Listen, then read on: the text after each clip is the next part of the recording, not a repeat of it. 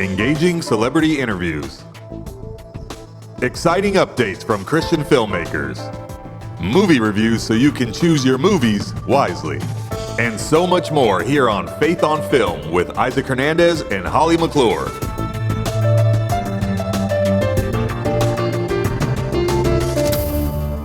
Hello, everyone. Welcome to Faith on Film. Holly, how are you doing today? Doing great today. Thank you. I'm excited about what we've got on the show today. Yeah, you know what? Today we're going to talk about faith films, which is pretty appropriate because the show is called Faith on Film, right? We're going to be talking about a couple of movies. One that I saw, and I know you saw, that I thought was just an absolutely wonderful movie, and that is CABRINI, which I believe comes out in a couple of weeks. Just a really great true story. And of course, we're also going to be talking a little bit more again about The Chosen Season 4, because you went to see those first 3 episodes that came out in the theaters, and I know they were fantastic. So we're gonna hear from you about that a little bit. But also, you did an interview recently about a series. I believe it's season 2 of this series that's on PureFlix. Tell us a little bit about that. It's called Going Home, and it's premiering season 2, so it's been on Great American PureFlix. And I had a chance to interview an actor who's been on a couple of shows, George Newborn. You'll recognize him from Adventures in Babysitting and Father of the Bride and movies like that. So he gave me a great interview about playing the role and what kind of story this really is, what kind of show this is that I think is going to encourage people. So let's take a look at the trailer. All right. Saying goodbye to a loved one is a beautiful, difficult thing. I do believe we will be together again. At Sunset House, we care for the spiritual, emotional, and physical needs of our clients. I appreciate everything you've done to support the kids in your unit. I really don't want to go in there. The grieving process takes time, but you will be okay. And this place is home. Jack, no more surgeries. Please, do not give up. I'm not afraid to go home. I couldn't have stayed in my home without him. I love it when family takes care of each other. He's not dating anyone. Okay. What about death frightens you? The judgments. What if God is waiting for you with open arms? Charlene, Hi, Mom. The doctors say I'm not here for a long time, but I'm here for a good time. your oncologist is George Strait. I love Psalm 62:8. Hey. God wants us to pour out our hearts to him. Lord, I want to live big. What a beautiful life. yeah. First of all, I read that you had the voice of Superman, so I love it that you've, played Superman, or the voice anyway, right? And yes, ma'am. I've been doing the voice of Superman for, hello. Oh, there you go. I love it. I love it. He's on my shoulder. Yes, your alter ego. So you played. He's my alter ego. You played Superman who saves people and a doctor who saves people. So I think you're exactly in good line here, in good company. This show, of course, it's about healing and forgiveness and faith and a lot of things. What does Dr. Jack do in this show? What is his role? Well, he's a pediatric oncologist, and I mentioned earlier in an earlier interview that that line of work, they have a good success rate of actually healing people. It's a very high success rate, but as you get older, it's more difficult. So I think they've set him up in a situation where the irony is obviously his wife has cancer and he can't heal her, he can't save her. So that is the sort of the drama that he is, the sort of what he's up against. And his personality does not do well with that. He's a fixer, and most men are fixers. Most men try to fix things, and most women and or wives are much more were always smarter and more emotionally evolved, and don't want to be fixed. They want to be listened to, and they want to be, So I think this doctor is dealing with his marriage and his professional limitations. So he's up against it. And she's just saying, be with me. She's just saying, be here, be present. And she's good with it. And he's like, I don't want to just be here. I want to fix it. I want to fix it. So it's great. It was a good character. So it's a good character to play. Good character and good storyline, because a lot of people are doing very good. The very thing, right? I mean, I've lost both parents, mother to cancer and father to a fall. Same. Yeah. And when you watch people, and sister, I've lost a sister to breast cancer. When you watch with goodness. people, and they just want that time with Right. you. That's going to hit home. So I feel like this show, in so many ways, is going to hit home for so many people in a good way. Yeah, I agree. And you know, initially I'd seen the premise of the show and I was like, oh my, how are they going to do that? You know, and it's really tough. And oddly enough, those are the kind of shows, if you can thread the needle in these sort of odd, setup, the premise of the show, that it's usually a home run. If you can get it, those are big wins, you know. And I think they do that here. I think that the show is really well done, and sort of the tone is just right, and the writing is good. It doesn't hit you over the head. And Cynthia's really sensitive. You know, the faith issues is. I've been a Christian my whole life, and I've had a lot of friends who are in sort of faith-based, you know, entertainment. And frankly, the quality has not been great. It just has not been that great. But people are so hungry for something positive, they overlook the quality of things. So just as art, for art's sake, that speaks, you know, to people. So, but this is a good example of faith and good art that works, you know. So that's all. I'm always happy to see that.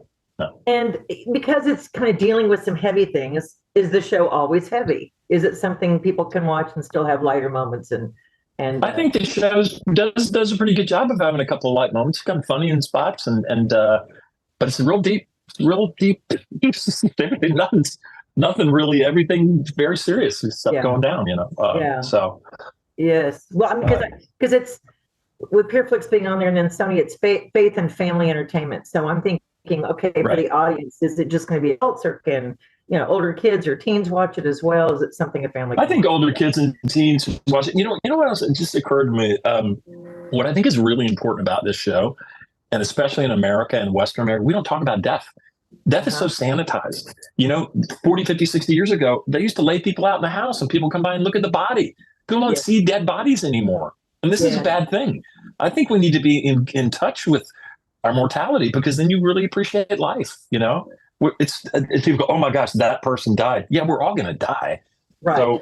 So I think that we have stigmatized it so much in our affluent, sanitized United States and West, that we don't appreciate life because we don't appreciate death. Honestly, is the way I feel about it. I think you're so correct there, and also I know I experienced it with when my sister died of breast cancer, because she died at 58, and I'm like, this is too young, and she worked for a ministry who believed in miracles and healing. Sure, and I'm like, we had a lot of why God questions. Why God? Right. And I think no one talks about that. That's something people are uncomfortable questioning God. Well, he can take it.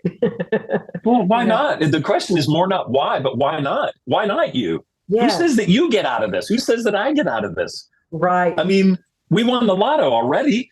Why not? Why shouldn't you have pain? That's just what's so crazy. We think somehow, you raise children and they like, oh, this is going wrong and that's going wrong. Why is it not working out? It's like, well, it's not supposed to work out. Sometimes it works out, but this is not the way this is planned that way. Otherwise, what are we doing? There's got to be struggle. There's got to be something that you come up against so that you have, things have meaning. Yes. Meaning has meaning when you have something to work against. Otherwise, meaning has no meaning. Right. So, what part of George is in Dr. Jack? What did you bring from yourself to your character? My brother, as I said, is a surgeon, so I try to sort of channel him a little bit in the way he's sort of, professional when he needs to be, and he's sort of lighthearted the next, So it's about as far as I went with it. Well, I know you're on a couple of the shows, and of course they have seasons. Is it a character that can be brought back? I mean, I don't know how they do that. I don't know. I don't think the show's set up that way. I think once somebody passes, it kind of that storyline goes, unless, Yeah. I don't know. I don't think so. Well, was this the first faith-based, you talked about faith-based entertainment. Was this the first one you worked on? I did one other one, gosh, a long, long time ago. I think it was Connie Selleck that was in it. I played like a bit part. My friend produced it, so I just went out there for the day. Yeah. It was not good. Yeah.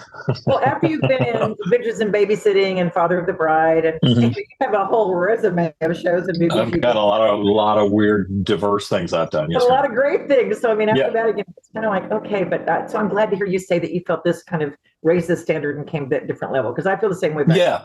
Some of the stuff is just so cheesy. You're like, talk about real, I know. play real characters, do real things. And this is Do real things. Yeah. Yeah, in this show. Correct. Right? Right. And I think, and I also think, I've been a Christian for a long time, but, our Christian faith goes through seasons, and it's not, there's the especially, I don't know how to say this, I feel like the American evangelical sort of version of Christianity sometimes can be too pat. Yeah. And I think that what I love about the mystics and the old mystics in the early Christian church, where's there room for mystery in our faith and the Holy Spirit and mystery?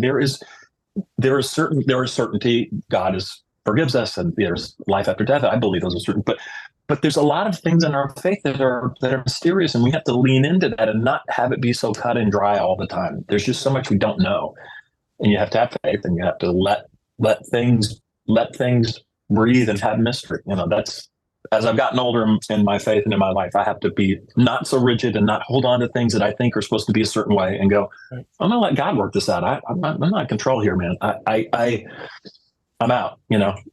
I don't want to say, well, the scripture says I don't want to do that anymore. I'm going to say, hey, man, I don't know. I know it says this here, but also there's that. I understand. I see where you're coming from. I need to just back off the gas pedal here a little bit. I think as you get older, to back off a little bit. What, did you grow up in the church, or did you? No, well, my parents took us to my parents would drop us off at the Methodist church for Sunday school. They didn't go. They would just drop us off and pick us up. So I kind of, it's in the South, growing up in the South, Christianity is cultural and less. That's true. It's cultural. Everyone, if you said everyone's a Christian in the South, but not everybody goes to church. Well, but in California, if you go to church, you're generally, you're going to church. Yeah. But so my exposure to Christianity was through Young Life in high school. That's where I understood it and sort of became a Christian. But then as I've gotten older, I've got there's just a lot of issues. There are a lot of issues in the church today that I think that we have to kind of just not be so rigid about. That's just as I feel like I'm getting older. But okay, I have to ask you, and I know it could be a long answer, but was it or is it kind of tough being a Christian in Hollywood? Because I was been a film critic for 30 years. I remember reviewing movies in the 90s when you didn't even say you were a Christian. You just didn't speak that in Hollywood. It got better after The Passion of the Christ and other films. But is it a climate or element where you don't really mention it or feel comfortable, or has it gotten better? Well, I'll tell you this much. My faith is my faith, and I know a lot of great Christian folks out here who are working in the industry, but the current political climate, I think, has been poisoned and co-opted in a negative way by a very extreme element of the right. I'm just going to say it. We know what we're talking about. I think that has been co-opted, and it's co-opted my faith. So I certainly don't speak it. If I say it in Hollywood, they're like, "Oh, then you must." And I say, "No, I'm actually not that, but I am a Christian."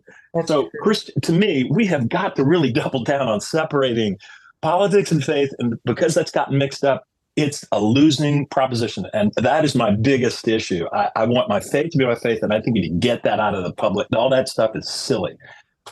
Anyway, that's very upsetting to me. But so to answer your question, in Hollywood, especially now, I don't talk about it because I don't want to be branded a certain way, because I'm certainly not. I don't want that, because that's not me. Right. Whatever they're talking about, which is, I don't love it. So, Well, look up Hollywood Prayer Network if you don't know about it, because Karen Cavell. Hollywood what? Hollywood Prayer Network. They pray for people in the industry, and executives, big people. Karen Cavell. Right. Connect with her. I know Karen. I know Karen Cavell. I know these guys. I probably know all those folks that you know. Yeah, for sure. Probably do. They're great. So, with a parting word about going home, and why should people watch Going Home, and how can we look for you and your character? I'm in the first 2 episodes of Going Home, and check it out. I feel like it's very relevant to today, and especially with a lot of folks, as you get older and your parents are getting older, and we're all dealing with this hospice situation a lot now. And I think it's a comforting and a smart show that deals with a universal issue, which is getting older and dying, or sick and dying. And I think it's important for us to see it done the way they do it. So I think it's an excellent show. And did Dan Merchant direct you? He did. Because really good guy, really good director. Really enjoyed it. I was wondering because he has such a diverse background. Yeah. I don't know as much. Yeah, he's been doing it a long time, but he's really, I really think he's found a perfect tone on that show, and the crew loves him, and just a good guy, low key. No, I'm a big fan of no yelling on a set. There's no one raises their voices, and that is important because there's no reason to do that. No, that means you're not running your set well. You're not running the set well when that happens. So he's great. Oh, I like that. Thank you. Yeah. Thanks for that. You're welcome. Any other favorite moments? And we can then part any other favorite stories or something that happened while doing this show that was maybe one of your favorite scenes? Nothing during this show. I mean, it was just sort of a very chill environment. I loved being in Spokane, Washington. Gorgeous up there. People very lovely. It's nice to get out of LA. I love it. I had a great time. George, we will have our audience pray for you and your career. And thank you. Yes. So much for Thank you. Thank you, Holly. I appreciate it. Appreciate it. And I'm looking forward to seeing you on the show. Thank you. Thank you so much. For all prayers appreciated, and back at you and all around. Thank you. That was a great interview with George. I thought he was really, I loved it because he touched on so many different areas of the show and what it does. And of course, the lead actress and people, Cynthia Geary, who plays the main nurse, and so others. In fact, the one who plays the girl, Cozy, she was in Dolphins 1 and 2, who I interviewed her years ago. It's interesting to see her now in a Pure Flix film. But it's a good story. I mean, a lot of people don't want to talk about death, really. So it's probably a good show for that, isn't it, Isaac? Yeah, I was really caught off guard there by something that he said, but I completely agreed with it. And that was that he mentioned how we just don't want to deal with death anymore. Back in my day, and I know I do remember this in my own family, they literally sometimes when somebody would die, they would have the body there in your living room while all the family came by for sometimes even a good couple of days. And we just don't do that anymore. I don't know if it's good or bad. I think it's good for kids even to kind of experience what death is all about, because life, as Dave mentioned it, or George mentioned it, it does have an end. I mean, we will die at some point. It does. And we didn't have the culture or religion, I guess, where you had the body in the room. Yeah. But I do remember going to the funeral home. The first death in my family was my uncle at 13. And it was, kind of traumatic. My grandmother, after that, she was cremated. So there was a memorial service for her. But to see my uncle in the coffin at the front of the church, because that was kind of the tradition for some churches, have it in the front, my cousin. But after that, kind of got to where people were being cremated. I know in my family, that's been the case with my grandmother, my parents. Both my parents have passed, they were cremated. So it's really more a memorial service, I guess, that we do nowadays, and maybe a celebration service, they sometimes call it. Maybe that's the way different people deal with it. I don't know. Yeah. And it is cultural, because I know, like my mom, I want to be cremated. I actually want to be cremated, and I want to be dumped on the lake here where I live. I love the lake, and that's where I want. That's where I want to rest in peace. My mom, we've been telling her and my dad, they're up in age, and we said, we're thinking maybe we should cremate you, and she will not have that. She said no. And my dad is kind of like, yeah, you know what? And she's like, no, not for you either. Culturally, they want to have the body there, and then that, laid to rest in a burial. It probably is a cultural thing, apparently, and maybe more the old school, because these days I think people just are going for the memorial service thing. Well, it's an interesting show, folks. So tune in; you'll learn a lot, and I think you'll relate a lot with a lot of the stories of people with cancer, and you probably had it in your own family, your own home. So, but it's not all heavy and depressing. There's some lighter moments, like George said, and it's really good as well. Now, something that we're going to talk about, I'm so excited, because there's a movie coming out called CABRINI. And it is, first of all, it was done by a friend of Isaac and I. We've had on the show, Alejandro Monteverde, who did The Sound of Freedom. And so he's a director for this. And Isaac's going to tell you too, it is the most beautifully filmed, well done movie about a true story about a woman who's now the saint. She was a mother in the Catholic Church in Italy, and about how she first came to America when people weren't so friendly for the people coming over from other countries. They had nicknames that weren't so nice for the Irish and the Italian and Jews and others. And it really deals with what she went through to help the poor. Isaac, what did you think about the movie? I was blown away. It just was, first of all, I love true stories. And this was something that I had never heard about. I had never heard of CABRINI. And just to see her and what she accomplished was unbelievable. I mean, she raised hospitals all over the world. all over the world. She was a missionary to the world. And she fought against men who at that time were not even acknowledging women. Exactly. Yeah, we didn't have a voice in the church or business. I mean, either place. And she fought that. And, we're telling you all this so that when you watch the trailer, which we're going to show you, look at the scenes, look at how it was filmed, look at it's just a beautifully done, like paintings in a movie. I'm excited for people to see this. So what they didn't include in the trailer was their response to him, something to the effect of, when he said, "You'd made a great man," she said, "No, because only a woman could do what I've done." Because it's true. Only a woman could do what she did. Folks, this is put out by Angel Studios. It's another one of the wonderful Angel productions, and they're distributing it. It stars Christiana Delana, and she is the one who plays amazingly Cabrini. John Lithgow, if you'll notice, you heard his voice. It's unmistakable. He has played the mayor. And then David Morse plays the priest. The priest. I think it's over. What is he a priest? The one that's over? I'm not Catholic. I don't know. The one that was over the diocese or whatever. Yeah, he's something. I think I don't know. He's something big in the Catholic Church. Okay. Well, he was at the time something big in the Catholic. I'm sorry, folks. It's my ignorance, but you know what? You recognize David Morris. We used to be in ER. I mean, years ago he started off. He's been in World War III. He's been in a bunch of movies. So. So they had some, notable names in there. But again, so beautifully done, such a powerful story. We cannot encourage you enough to see this movie. And yes, at the very beginning, it's a lot of Italian because they're in Italy. But don't worry, and there's subtitles, but don't worry. Then they transcend to American. She says, now we need to speak American. So I'm just saying, bear with it, because I had someone say, well, it kind of has a lot of subtitles, and I didn't want to sit through the whole thing. No. It gets into English where you can understand that. But I love that. I love subtitle movies. And in the very near future, we're going to try to get one of them actors or maybe the director, Alejandro, to come on the show and tell us a little bit more about the movie and maybe some of the behind-the-scenes stuff. So we're working on that. We'll keep you updated, but it's coming out the end of February. Yeah. Now, next, I got a chance to go see The Chosen Season 4. Yes, you did. Okay, first of all, I'm going to tell you, it's 3 hours and 20 minutes. But they give you an intermission. So they give you a 5-minute intermission. So hang on, hold your popcorn. You get a chance to take a break. But you know what? It went so fast, Isaac, I just wanted it to continue. I wanted it to keep going. I'm like, no, keep it going.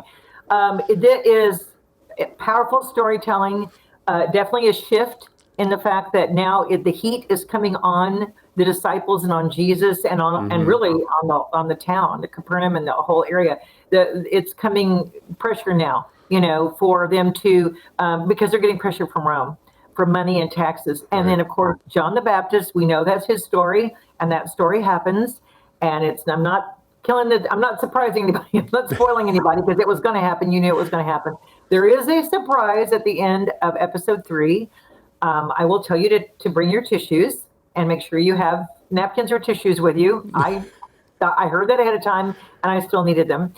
There's several lighthearted, funny moments, funny comments, and then sweet and tender moments. I just love this show, and with every season it gets better. And they talk about the wedding and the old wedding feast, the feast where the bride and the groom could actually ask each other if they would accept each other, and if the bride accepts, then the groom gives her a present. Then they're betrothed for a year and they don't see each other really, or they're betrothed, and then they get married. And that's the old custom. And folks, that is the whole lanterns, the virgins and their lamps and the oil. That's from that story. That story is based on that custom.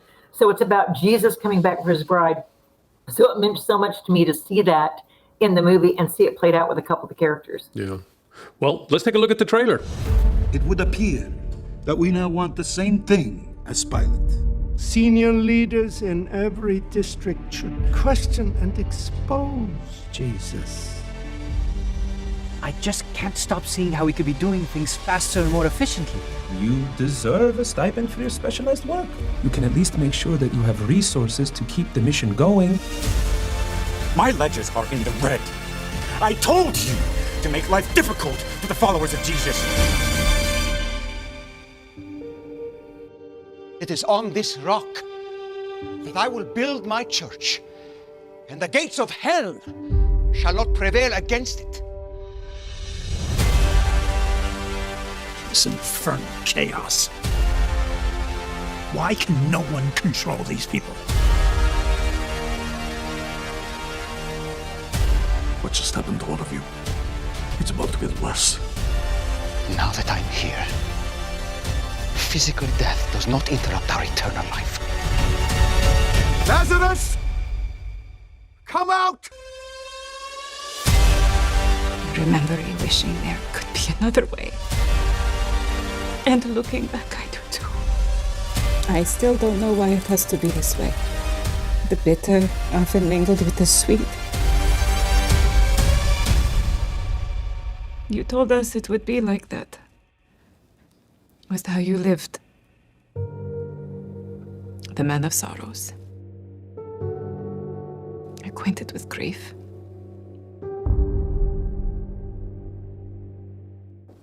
It is so good. It is so good. It just reminded me, because we hear Simon called a different name, Peter, and so he gives the whole thing. When he said the gates of hell, that was called that area was called that, which makes so much sense now that the scripture said even the gates of hell can't stand against. And he was referring to that religion there's so much you'll get. I just love it. I love what Dallas Jenkins is doing with the show. We cannot encourage everyone enough. And you know what? I love it in the big theater, Isaac. Amazingly different on the big screen. So get out there. I think that you can't watch the episodes 1 through 3 anymore because they only do it for a weekend. But get out there and watch the others. And nonetheless, when it's past it, it's going to come out as streaming. So make sure and watch it. If you didn't get to see it in theaters, make sure and watch it. Well, Holly, we've run out of time. It was a great show. I loved all the things we talked about. Go see everything, folks. Go see it. Bye-bye now. Write to us at faithonfilmtv@gmail.com. That's faithonfilmtv@gmail.com. Follow us on Facebook, Instagram, and Twitter at Faith on Film TV. Also, go to our YouTube channel, Faith on Film TV, and hit the subscribe button and the bell for notifications on our latest Faith on Film shows.